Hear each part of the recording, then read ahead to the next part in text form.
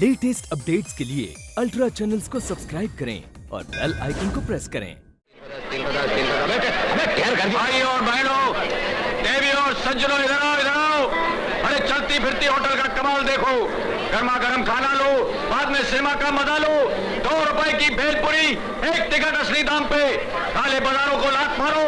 2 रुपए की भेलपुरी, 1 टिकट असली दाम पे। इधर आ जाओ भाइयों, इधर आ जाओ। 2 रुपए की भेलपुरी, 1 टिकट असली दाम पे।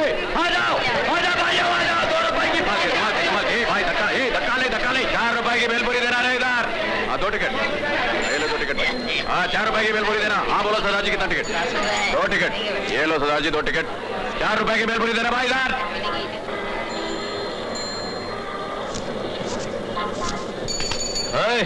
ना भैया भेलपुरी खत्म हो। अरे तुझे अबे साले चूना लगा दिया ना। ये जबान संभाल के बात करना। हाँ जरा तमीज से। हाँ अबे तेरी तमीज की तो मैं देख, इसको अभी मैं कुछ बोलता। अरे बोल। तू पहले बता, मुद्दल के भाव में टिकट काय को बेचा? अबे ये टिकट का बंडल कहाँ में उछल लो मैं, नुकसान कौन भरेगा? तू पहले बता, इधर किसको पूछ के गाड़ी लगाया? तेरे को मालूम इधर का दादा कौन है इस एरिया का? भोपत दादा है। अबे लोग सांस भी लेते हैं ना बेटे, पूछते हैं सांस ले कि नहीं ले, चूल्हा लगा के। और तूने इधर बगैर पूछे गाड़ी लगाई? एक मिनट। तेरे ये भूपत दादा के पास सरकारी सर्टिफिकेट है क्या कि सांस लेना हो तो उनसे इजाजत लेनी पड़ती है? अबे फुगनी के कलिंगड़ निकाल डालूंगा क्या, ज्यादा 3-5 करेंगा तो। देख अब तू शाना बन, माल निकाल और यहाँ से पतली गली से निकल। चल निकल। नहीं निकला तो हम तेरी अर्थी निकालेंगे, चूना लगा के। बड़ा ज्यादा बन रहा है तू। आ गया मैं दूसरा फुकनी का। भाईजान ये चाकू भी आपका है? डाल ये टिकट भी आपके? चूना लगा दिया।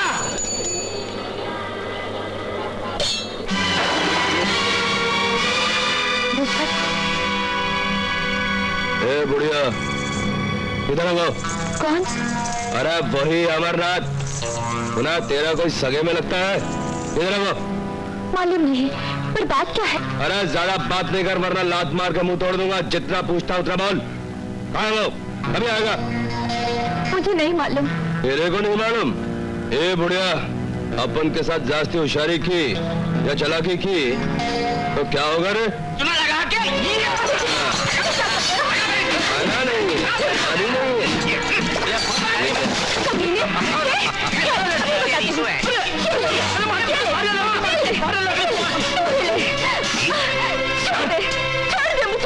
छमिया, तेरे ये जो गोरे गोरे काल है ना टमाटर जैसे, उन्हें देखना मैं अभी कचर खा जाऊंगा।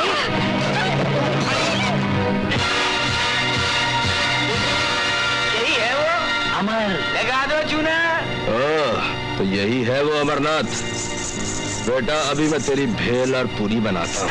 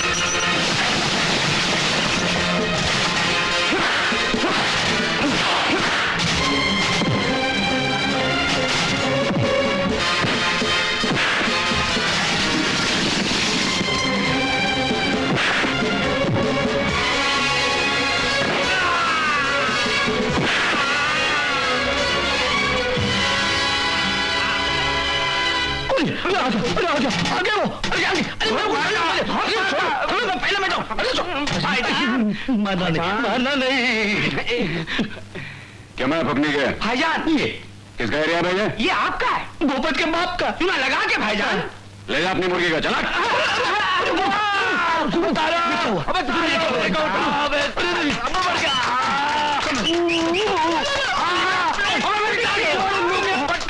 अरे बेटा तुझे चोट तो नहीं लगी? अरे नहीं मौसी, भूख लगी है। चल जल्दी से खाना अरे खा। उस बड़ी भूख। नंबक का सत्यानाश हो, उसने तो सारा खाना फेंक दिया। मैं भी तुम्हारे लिए खाना बना के लाती हूँ भैया। हाँ नहीं, ठहर जाए, आज पानी पी के काम चला लेते हैं। अरे बेटा नहीं। MA in Political Science, first division with distinction. Good. Football champion. Represented university in cricket. Excellent. लेकिन कितने अफसोस की बात है कि हमारे देश में तुम जैसे ज़हीन और अक्लमंद लोगों को नौकरी नहीं मिलती। होना तो ये चाहिए कि तुम जैसे लोग इधर कॉलेज से निकले और उधर नौकरी दरवाजे पे इंतजार करें। तो आप ही मेरी कुछ मदद कर दीजिए ना सर। जरूर। तुम्हें नौकरी देकर मुझे बहुत खुशी होगी कि तुम जैसा ज़हीन और अक्लमंद आदमी मेरे हाथ के नीचे काम कर रहा है। मगर अफसोस है कि नौकरी मैं तुम्हें नहीं दे सकता। एक जगह खाली थी, लेकिन कल ही मिनिस्टर साहब ने फोन करके पर्सनली कहा कि वो नौकरी उनके साले को दे दी जाए। इनकार भी नहीं कर सकता, आखिर मिनिस्टर हैं और ऊपर से मेरी बीवी के भाई। इसलिए आई एम सॉरी, आप नौकरी कहीं और तलाश कीजिए। अगर आप लोगों ने नौकरी का फैसला कर ही लिया था तो फिर अखबार में झूठे इश्तेहार देने की क्या जरूरत थी? अपने ऑफिस के बाहर गरीबों और जरूरतमंद लोगों की भीड़ इकट्ठा करने के लिए? देखिए मिस्टर, आप मेरी बात सुनिए। इस सोसाइटी में बेकारी का कैंसर फैलाने वाले आप लोग हैं। अगर आज का पढ़ा लिखा नौजवान कोई गलत काम करता है, जुर्म और गुनाह के रास्ते पर चलता है, तो उसके जिम्मेदार आप हैं। Being a damn postgraduate, I have to sit outside a cinema hall and sell bhelpuri. Do you know why? Because I don't want to die. You can take this application form and start.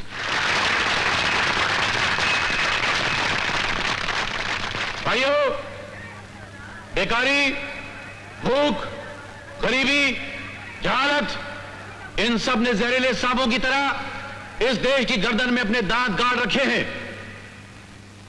झोपड़े गिराने से या गरीबों को हटाने से गरीबी नहीं हटती। गरीबी हटती है भूखों को रोटी देने से, बेकारों को नौकरी देने से।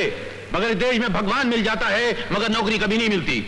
पढ़े लिखे नौजवान BA और MA की डिग्रियां लेकर सड़कों पे मारे मारे फिरते हैं, मगर उनको नौकरियां नहीं मिलती, क्योंकि रिश्वत जिंदगी के हर दरवाजे पर चौकीदार बनकर बैठा हुआ है। और जब तक रिश्वत दो नहीं, वो चौकीदार हटता नहीं। बच्चे को स्कूल में दाखिल कराना हो तो रिश्वत दीजिए, कॉलेज में एडमिशन दिलाना हो तो रिश्वत दीजिए, यूनिवर्सिटी में 6 नंबरों से पास कराना हो तो रिश्वत दीजिए, और रिश्वत कैसे दी जाती है यह सिखाना हो तो रिश्वत दीजिए। इसका मतलब है आज के दौर में इंसान के पास किस्मत हो या ना हो, मगर रिश्वत जरूरी है उसके पास होना। अरे आपने भी तो क्या किया, आपने रिश्वत ली, इसलिए सरकार ने आपको पार्टी से निकालकर बाहर फेंक दिया। नहीं, ये झूठ है। सरकार ने मुझे बदनाम करने के लिए चाल चली है। मैंने इनकी घटिया और बेहुदा पॉलिसियों को मानने से इनकार कर दिया, इसलिए मुझे सरकार ने पार्टी से अलग कर दिया। ये झूठ बोलता है, शंकर नारायण चोर है।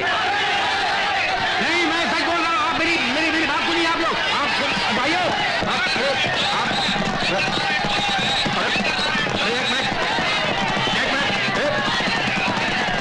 एक मिनट भाइयों, अरे चुप चुप। अरे ये गरीबी और बेकारी हटाने की बातें कर रहे हैं, 1 मिनट इन्हें बोलने दो, बाद में सवाल करेंगे इनसे। हम नहीं सुनेंगे, बिल्कुल नहीं सुनेंगे। अरे नहीं सुनना है तो यहाँ क्यों खड़े हो, चले जाओ ना। हम नहीं जाएंगे। तू कौन होता है चमचागिरी करने वाला? ये मुंह संभाल के बात करने तो दूंगा।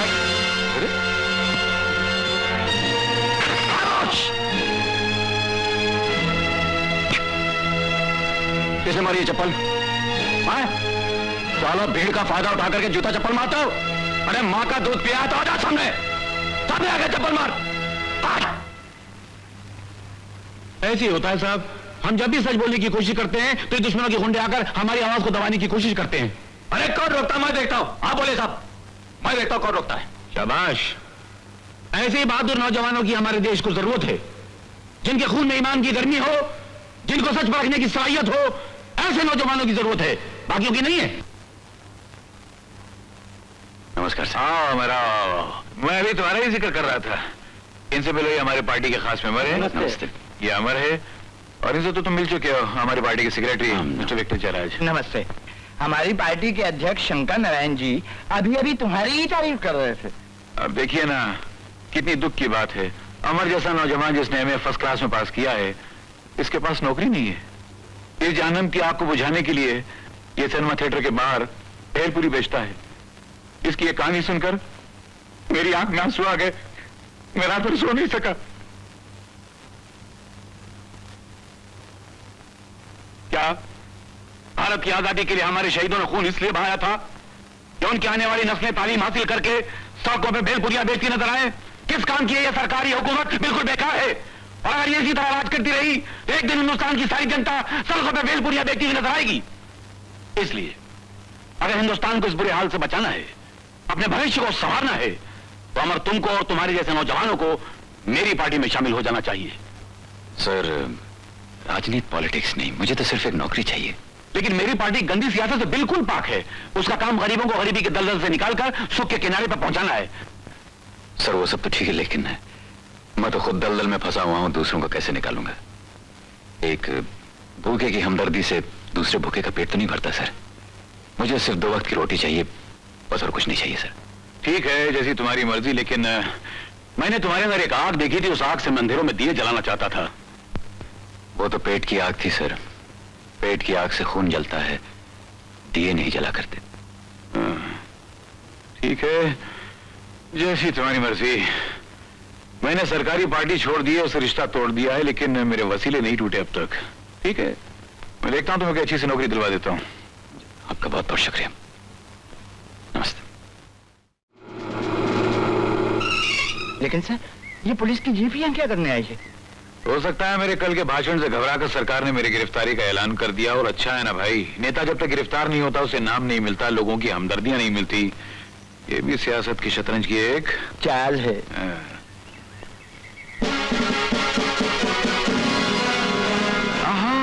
अमर, अरे भाई हमारे कमाल है, मैंने तुम्हें पहचाना ही नहीं। वाह वाह वाह, बहुत जचरी वर्दी तुम पर। Very good. ये वर्दी तो आप ही की देन है सर, वरना कहा मैं एक बेकार बोझ उठाने वाला, भेलपुरी बेचने वाला इंसान, और कहां ये वर्दी। मेरे लिए तो आप भगवान के समान है सर। अरे नहीं भाई, मुझे सियासतदान ही रहने दो, भगवान मत बनाओ। राज, आज अमर को देखकर मुझे अपने बेटे की याद आ गई। बिल्कुल ऐसी था वो। ऐसा लगता है जैसे आज अमर ने नहीं, मेरे बेटे ने पुलिस की पोशाक पहन ली है। सब उसके सियासत की शतरंज की चाल है। सर, आपके इन एहसानों को मैं जिंदगी भर नहीं भूलूंगा सर। नहीं अमर, ऐसा नहीं है। ऐसा भी वक्त आ सकता है कि तुम्हें मेरे एहसान तो एक तरफ, मुझे भी भूलना पड़ जाएगा। जी हाँ, मेरे कई रूप है ना। तुम्हारा हमदर्द हूं, इनका गुरु हूं, अपोजिशन पार्टी का लीडर हूं। कल अगर सरकार तुमसे कहे कि अमरनाथ जाओ, शंकर नारायण को हथकड़ियां लगा के गिरफ्तार करके लाओ, तब तुम मुझे गिरफ्तार कर सकोगे? सर, कोशिश कीजिएगा कि ऐसा दिन मेरी जिंदगी में कभी ना आए। आज मेरी ड्यूटी का पहला दिन है, आपका आशीर्वाद लेने आया। मेरी दुआएं तुम्हारे साथ हैं, लेकिन अमर, तुम्हारी आंखों में सच्चाई की चमक देखकर और बातों में वफादारी की महक पाकर मेरे मन की शतरंज अंदर से थोड़ी हिल सी गई है भाई।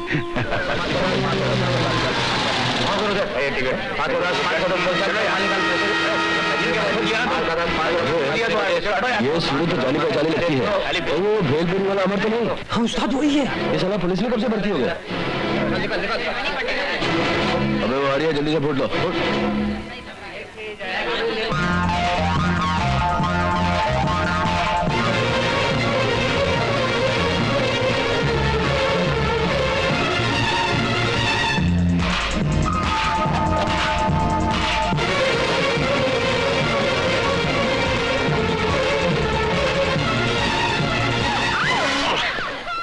I'm sorry. I'm very sorry. A mister, ये सिनेमा हॉल है, कोई रेस का मैदान नहीं जो पागल घोड़े की तरह भागे जा रहे हो। देखिए, I'm very sorry, मैं मुजरिम का पीछा कर रहा था, मुझे दिखाई नहीं दिया। अरे, वर्दी पहन ली है तो समझता है कि गवर्नमेंट इसकी जेब में है।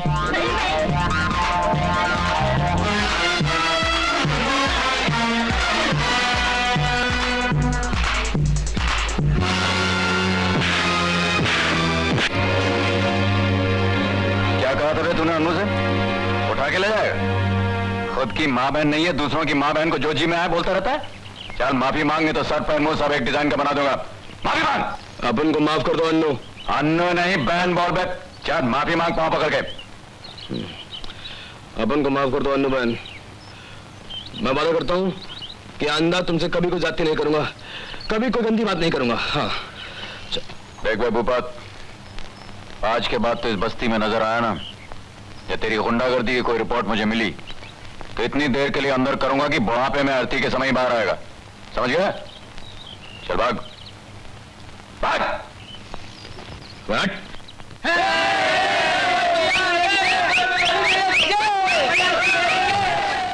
Call from London. और आप दोनों में से कलकत्ता जाना है क्योंकि कंसाइनमेंट इसी हफ्ता भेजना है। Sir call from London. London? Yes. Hello, Atkinson. Sitaram here. What's happened to our meeting with Hua Minachi? Tomorrow. Oh, make it the day after, will you? Thank you very much. I'll be there. Sure, sure. Mr. Nair? Yes sir. बस सुबह की मेरी London की ticket book करो। Yes sir. Hello daddy. Daddy आप Tokyo से कब आए? करीब 1 घंटा हुआ बेटी। कितने दिन लगा दिए डैडी? पहले तो 1 हफ्ता गायब होते थे, अब तो आपका महीना पता ही रहता। क्या करूं बेटी, आज का दौर ही अजीब है। ये देखिए कप, मुझे कॉलेज के फैंसी ड्रेस कंपटीशन में फर्स्ट प्राइज मिला है। वाह वाह वाह, मुबारक हो बेटी। मुझे पार्टी मीटिंग में जाना है, रात को फिर मिलते हैं। चलिए।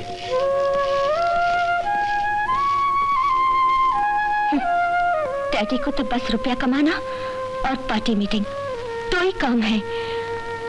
मैं तो इनके कुछ लगती ही नहीं।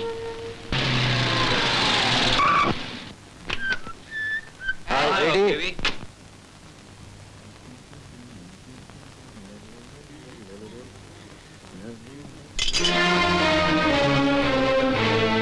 हाय स्वीटी, अरे तुम ये डांस सीखने जा रही हो? अरे तुम तो खुद बिजली हो बिजली। मेरे साथ डिस्को चलो, डिस्को डांस के साथ और बहुत सारे आइटम सिखला दूंगा। अच्छा, लेकिन तुम इतने खूबसूरत नहीं हो कि मैं तुम्हारे साथ डिस्को जाऊं। एक काम करो, कल मिलना। क्यों?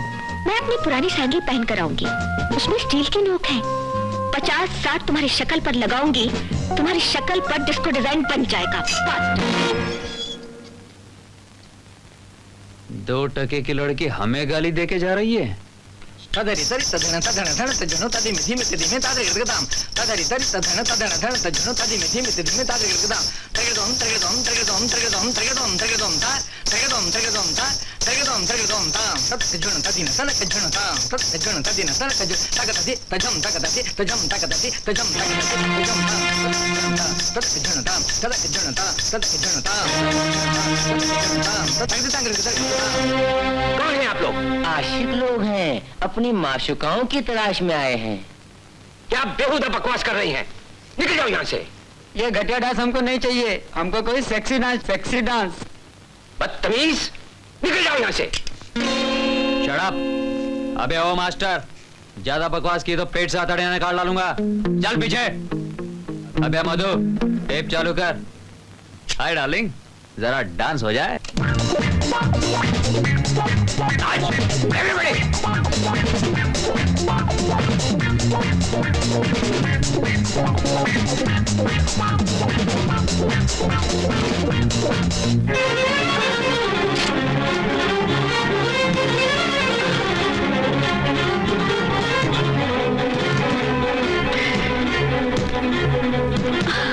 Hello, is it police station?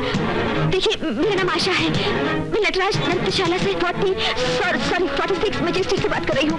कुछ गुंडे स्कूल में घुस आए हैं और लड़कियों के साथ जबरदस्ती कर रहे हैं। प्लीज आप जितनी जल्दी हो सके आ जाइए। ओके?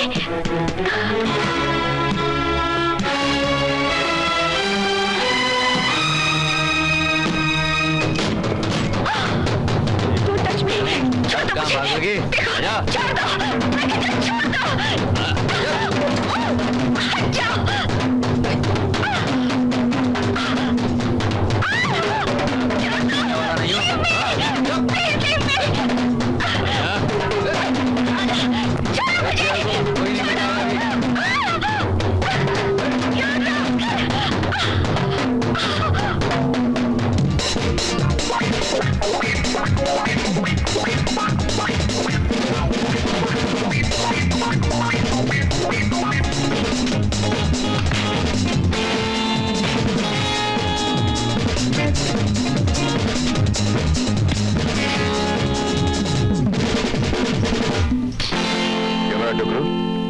मूछ का बाल निकला नहीं, शुरू हो गया आरामकारी करने।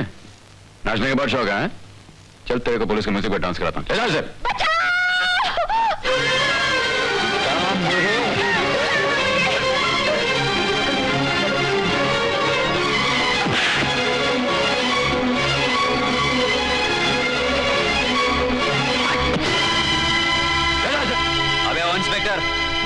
कौन हूँ? मेरे चाचा एमपी हैं, मुझे गिरफ्तार किया ना, उनसे कह दूंगा। अच्छा, तो तुम्हारे चाचा मेंबर ऑफ पार्लियामेंट हैं? हाँ। क्या नाम है बे तेरे चाचे का? नाम बोल बे चाचे का। साले दोबारा चाचा का नाम लिया ना तो इतना मारूंगा कि तू अपना नाम भी भूल जाएगा। क्या?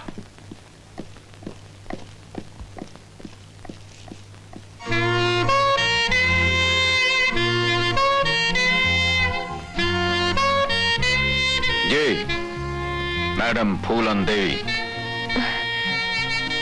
आपने मुझे बचाया, उसका शुक्रिया अदा करने के लिए मुझे अल्फाज नहीं मिल रहे, ढूंढिएगा भी मत। आपने वक्त पर फोन करके कानून की मदद की और मैंने यहां आकर के अपनी ड्यूटी निभाई, इसलिए किसी का किसी पर एहसान नहीं है। हाँ, मुझे आपका नाम और पता चाहिए होगा, पुलिस स्टेशन आकर के रिपोर्ट लिखवानी होगी।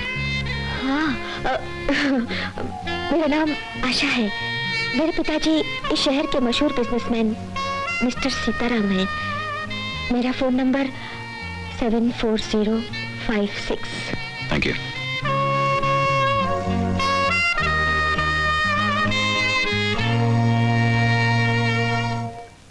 आशा, यस डैडी।